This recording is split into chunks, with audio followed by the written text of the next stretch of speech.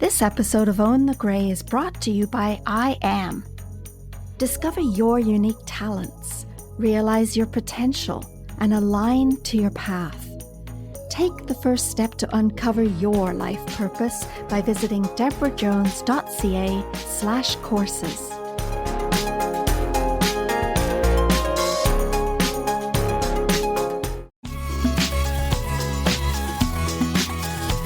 Welcome to Own the Grey, a podcast to dispel the notion that aging is undesirable and setting new, positive attitudes.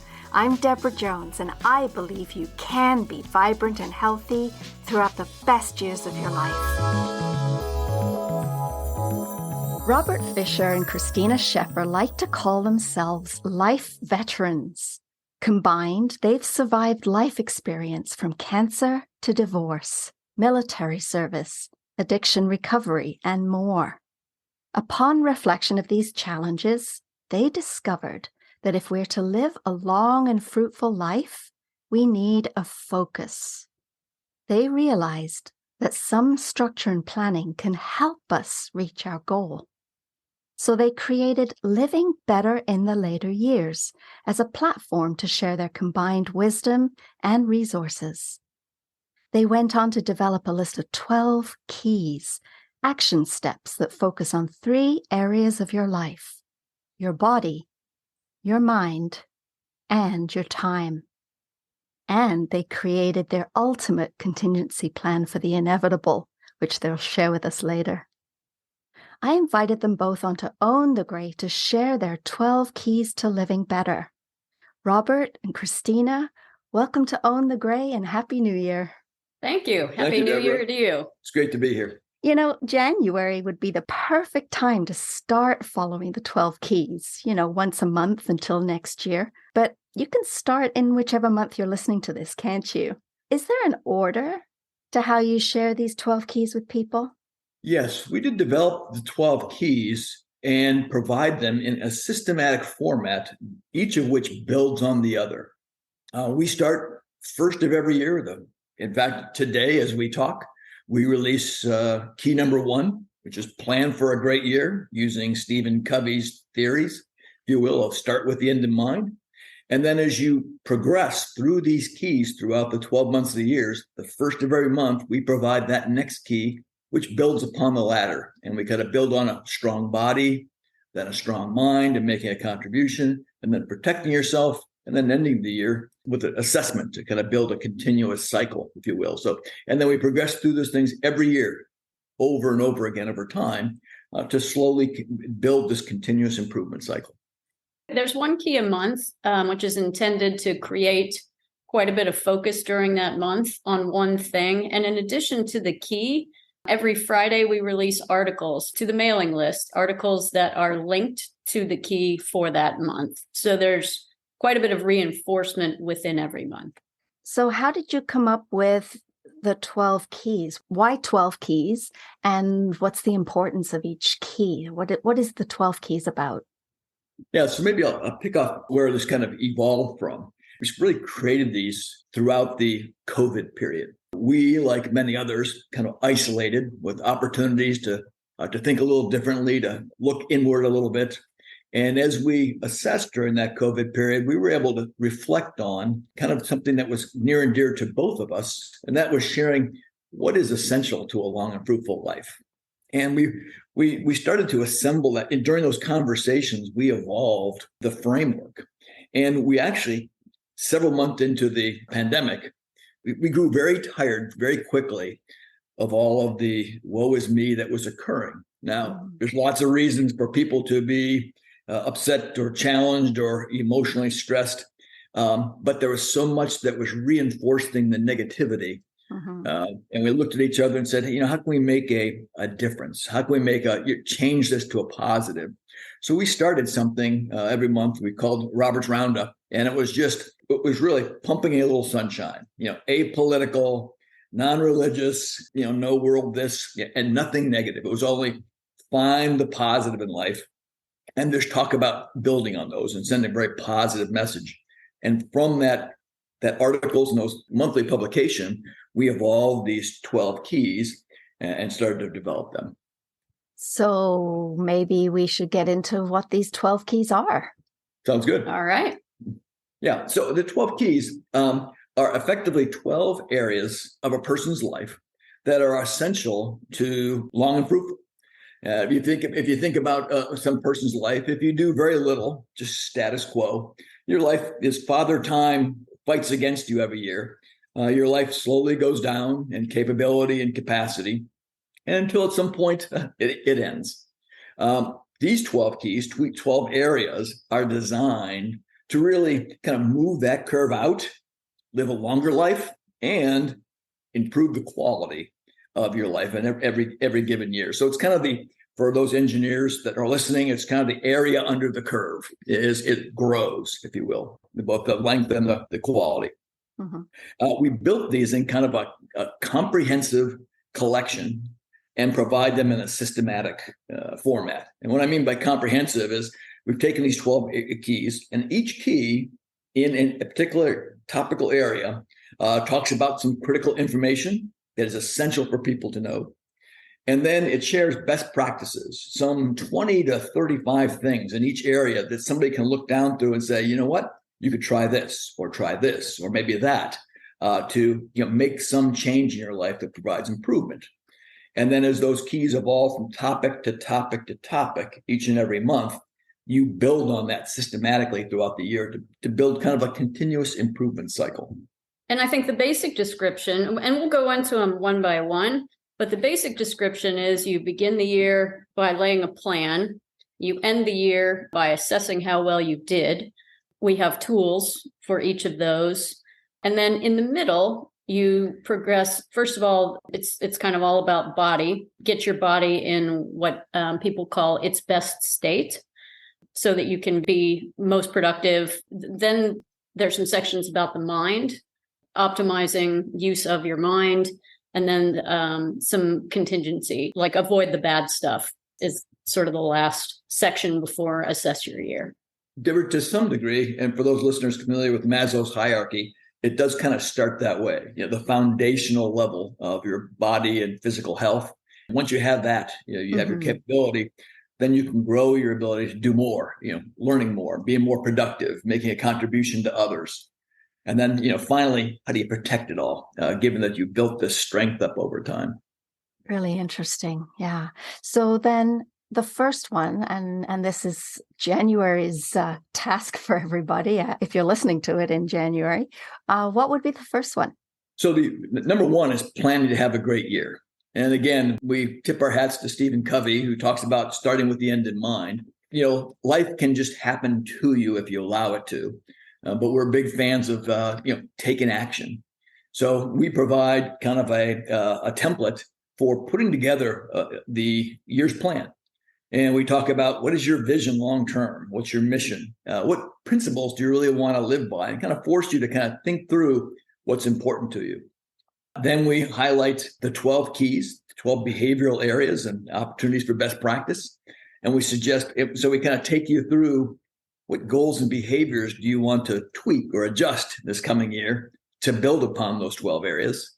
And then we provide a background for, goals and objectives in areas like, family, partner, family, friends and colleagues, and then even wealth strategy. Think about, how do you build, what actions do you want to take, and what goals and things are you trying to achieve this year that you would step back then and say at the end of the year, how did I do against those objectives and goals? So I have a question then. So the first key takes your 12 keys for the topics, I guess, the things to consider. Mm-hmm. And is there any guidance as to how you help somebody decide what they want to accomplish within the year? Or is that left up to each individual to maybe focus on the things that are important to them? How does that work? Yeah, so each key is designed to give people lots of options. Christine mentioned earlier, baby steps. Right. So some people are extremely good at change if they're well practiced in it. Other people struggle to make even minor changes that stick. So what we do in these keys is we develop, again, some background information that's kind of critical to the conversation.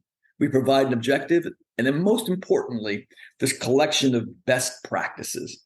And this is just collection. Again, we don't consider ourselves experts. We consider ourselves people who have paid attention over 11 decades, taken all those lessons and those topical and then collected them, and most of which we've trialed and errored over time. Things that work for us and then things that don't work for us. But then it allows you to kind of work through those best practices and say, you know what, I've never done that. That's a new idea for me. Maybe I try that on. Here's something that would work. And like many people, you'd say, that's an interesting idea, but there's no way I could do that, type things. But it gives you ideas, opportunities to kind of make changes that can enhance your life in that particular area for the month. But I think your question might be, how do you set goals before you know what the content of each of the keys is? You're supposed to set the goals in January, and at that time, you don't have the content for all the 12 keys. If that's your question, then I would say there's an example, sort of a generic goal sheet that Robert has done in the past that is intended to give people some easy ideas of, simple actionable things that you can put next to each of those keys.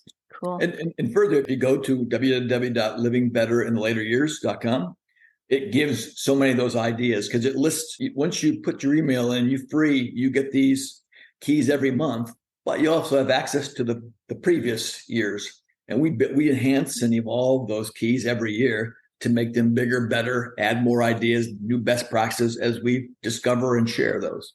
So you can go get them on the website, and there are also all the supporting articles, which are more bite-sized, but linked to the keys. Those are your blog posts as well that can help sort of round out the topic that you're talking about. We like to think that one of these keys, if let's say just in the area of improved productivity, you may not be one to go out and buy 4, 5, 6 different books on management practices and productivity. But if you were going to invest 15 to 20 minutes in a year thinking about productivity, you would get this key at the beginning of the month, spend that 20 minutes reading this, and come away with all the best ideas that are out there, ideally, and decide, am I going to make a change or not? So we try to make this efficient for the end user.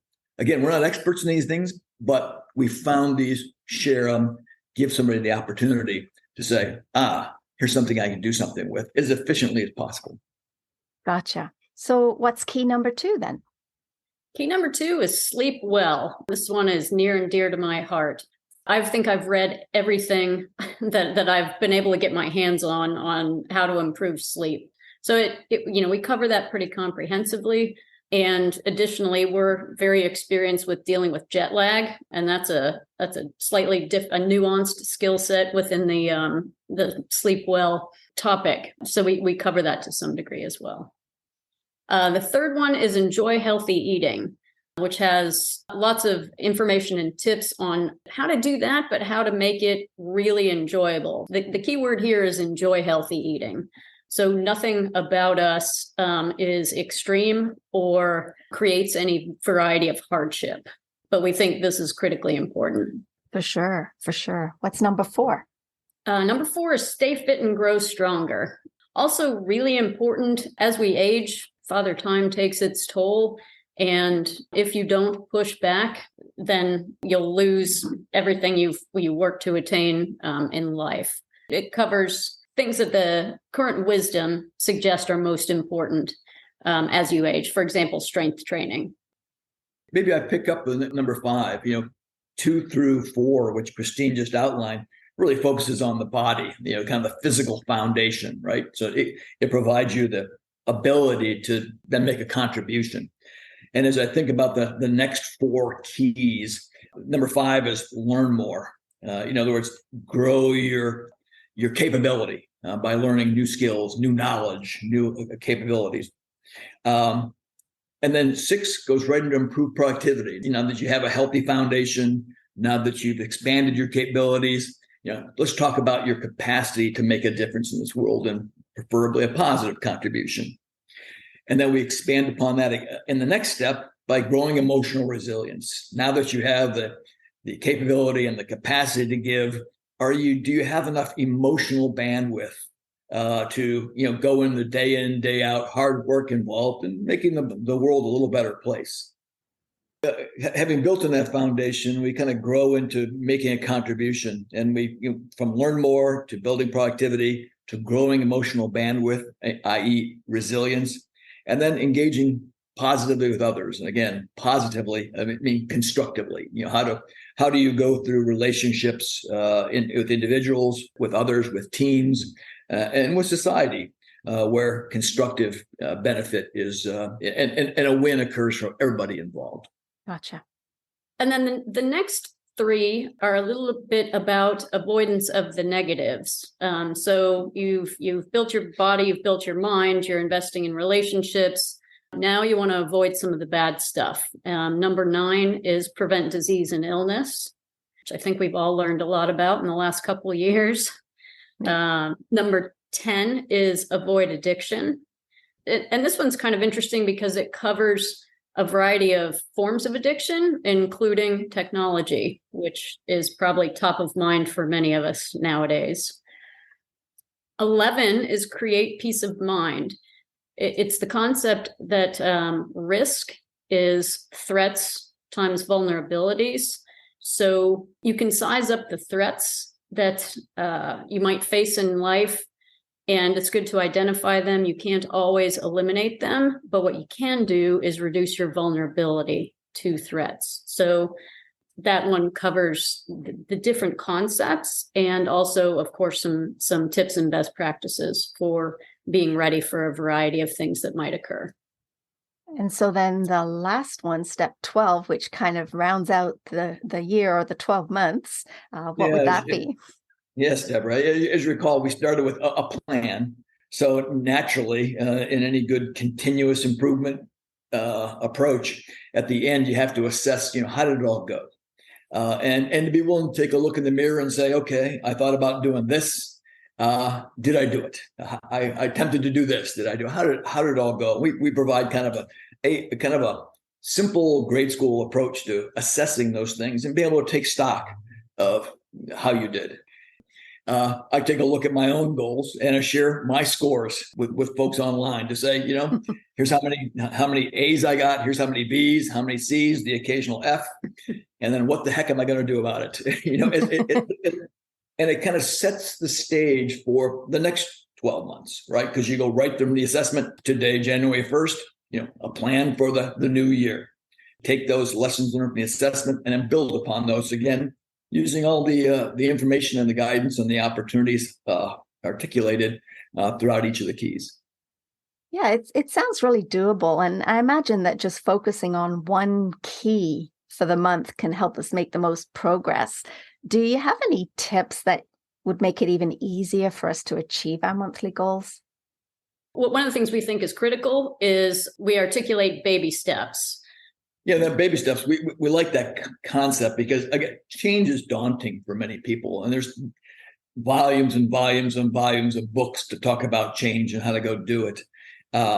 But the key message is it's hard. A lot of people struggle to make those changes. So we like this baby steps concept because it doesn't have to be hard, and it doesn't have to be something that's you don't pick the most challenging thing necessary. Sometimes you just think if I can make a change, however simple and however easy and however pleasant. And some of the baby steps we'll give you some examples of are things that are actually say, hey, that was good, that was fun, that was it actually evolved in some way. So. Mm-hmm. Yeah, sometimes that, it feels like a mountain that we're climbing. And so if we can just take something and just make a tiny little step in the right direction, and then maybe even another step if we're inspired or it worked really well, and and cut yourself some slack for some of those things that you maybe not accomplishing the way you imagined you might. So maybe take us through some real quick baby steps for each of those 12 keys. For key number 1, use the template and go through the questions that are provided on our website. What are the key principles you want to live by and or focus in this next year? For sleep well, the first baby step is to actually prioritize sleep. To keep your room temperature lower than you do during the day. Your core temperature needs to drop in order to sleep effectively. And one linked with that is sleep in comfortable socks. It's counterintuitive, but actually it helps draw down your core temperature. Enjoy healthy eating. Count how many different plant products you eat in a week and try to make that number as high as possible. Wheat products count as a plant food. Olive oil is a plant product, or every herb that you use is a different plant product. And why this matters is because diversity gives you a broader spectrum of nutrients, and it also diversifies the toxins that you're taking in. For Stay Fit and Grow Stronger, my suggested baby step would be strength training. Work on strengthening those key muscle groups. And one of my favorites here is, there's this notion that's always out there that's kind of a victim notion of you can't teach an old dog new tricks. Yeah, that's the point, isn't it? Is just to learn something new. Yes. Jumping into improved productivity. And one of the ones I love here in the baby steps is to be able to master your phone, configuring it such that it's easy to use. It focuses you on those things that actually add value to your life and keep you away from those things which are just natural distractors. It is just too easy to get lost in some based on where your phone takes you versus having that phone work for you and keep you away from the distractions. Good point. Grow emotional resistance. Take a moment of gratitude. And certainly we would recommend a meditation practice. For our listeners, you might already know that I have a few meditations in some of the podcast episodes, so I'll put some links to the show notes about those. But yeah, the Grow Emotional Resilience is something that with the pandemic and how we have all struggled, that is something that I'm seeing we're all trying to build that back and also to make it better. So growing emotional resilience is very close to my heart with the work that I'm doing with people too. But that gratitude piece that you mentioned at the beginning, I think that is a big key. It is a simple thing, but it changes so much. So the key number 8, the engage positively with others. What are your baby steps for that? Laying out what are your objectives with family members. Focus on the relationships that actually really mean something, that are important to you, where there's a give and take, a win-win that can be created. And that includes I'll call it the suppression or elimination of those that are not constructive. In fact, sometimes destructive. And for us, this past year, one of us was to have some very educational and independent opportunities with our niece and nephew. We wanted to take them away from their parents, obviously with their blessing, and do a bit of traveling so they could demonstrate evolution and some additional maturity away from mom and dad. They got a chance to, show some adult behaviors. That is one point that we haven't really touched on, is that, yes, we're setting ourselves up for having a better life. But the other thing to notice here is that it's not just for you, is it? It actually spreads out to everybody that you're in contact with, be it your family, be it work associates, be it the person in the grocery store. When you're feeling better, you kind of emanate that feeling that affects those that are around you. So even though this is something that, we're focused on what we want, the ripple effect that happens when we're actually enjoying our life and having some fun at the same time really does make a big difference, doesn't it? Yeah. So much of this is self-investment, but it is not selfish. If you are a strong individual, you can continue to give to those you care about in the world and contributions in many, many ways. Awesome. Well, let's wrap up the last 4. So starting from key 9, the prevent disease and illness. What's your baby step for that? There's so much science these days in the microbiome or that environment that exists within your physical gut. And that which you can do eating wise to improve your digestive capability, Greek yogurt, once a day, if you will, to feed that microbiome in your gut that helps digestion, which helps all these nutrients actually get to your body and fortify your strength. So much of us, and especially in the U.S., have gotten so used to every time we sneeze, you get a course of antibiotics. And one of the aha moments that occurred in the last couple of years for me is, the antibiotics is the exact opposite of probiotics. And the probiotics is what they suggest you using yogurts and so many other things that help your gut, that when you're using these antibiotics, you're destroying so much of your gut. So we become very sensitive to, if you're going to take antibiotics, you better make sure it's a darn good reason. So step 10, avoid addiction. What's your hack for that? Try giving up sweets for a week of any kind. Read the box labels, or read all ingredient labels. So the last two then, 11, create peace of mind. That's what we talked about at the beginning about your ultimate contingency plan. Let's just finally get to the 12th point, and then we're going to jump back to that. Most of your listeners will be familiar with the grades they got in elementary school. We like to use that very basic grading system to take a look back at the plan you put together at the beginning of the year, all your goals, your objectives, your behavior changes, and what you attempted to do. Using that grading system, grade each one of those. Did you do what you said you were going to do? Going back to that, creating peace of mind and the ultimate contingency plan for the inevitable. Maybe we'll touch on that right now.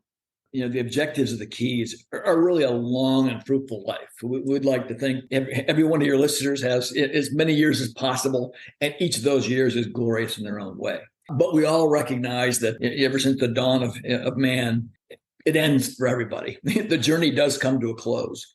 When that journey closes, there's no more worries, there's no more constraints. But those you leave behind, you leave them in a point of they've had a significant loss, significant emotional challenge, all kinds of decisions per unit time increase.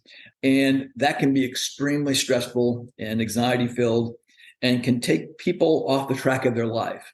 Yet, with a little investment in planning and some contingency planning, you can set in place for them a plan that makes their emotions, their decision-making, their logistics, and their future life a little better by virtue of some effort you put in on their behalf. So you're talking about the survivor guide that you guys created, and it's a sort of taking the concept of what you've been sharing with all our listeners today about all these different areas of life and putting them in a guide that's going to help the survivors of you when you're not here. Is that right? That's correct. It's basically a binder. It helps you organize the information that the people you leave behind are going to need. That survivor guide is really broken up into two sections. One is the preparation ahead of time. And then the second part is when you pass, how do you guide through that first 24 hours? How do you guide through the first couple of days, the first week, the first month, the first 6 months, and the first year? How do you take care of the pets? What are the key phone numbers? What are the passwords for online material? Where's your money? Yeah, where's your money? How do you access that? Who's important to contact from a priority standpoint? So again, there are hundreds of questions that, with some initial thinking through and then some refreshing annually, keeps that plan live, vibrant. And in the event it's your time, your loved ones can navigate that as gracefully as possible during a very emotional time. So for our listeners, they can go to your website, livingbetterinthelateryears.com. I'll put a link in the show notes to check that out. And I know it's not a topic that we even want to consider, but I do see the validity of the planning ahead so that the ones that you care about have an easier time rather than a difficult time, because it's bad enough losing you, let alone not knowing what to do or what your wishes were. And so I think it was a really thoughtful thing for you guys to put together something of that nature, because really there isn't anything out there that I know of that would be that comprehensive. So well done, you guys, for being the forerunners for putting something like that together. You can now find my podcast, my book, and soon my classes on babybooma.org, the ultimate, most trusted source for news, information, and community. They've curated all the resources on the things that interest you. Check it out today at babybooma.org.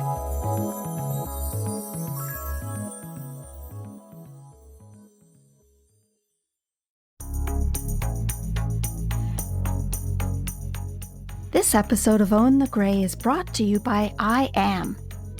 Discover your unique talents, realize your potential, and align to your path. Take the first step to uncover your life purpose by visiting debrajones.ca/courses.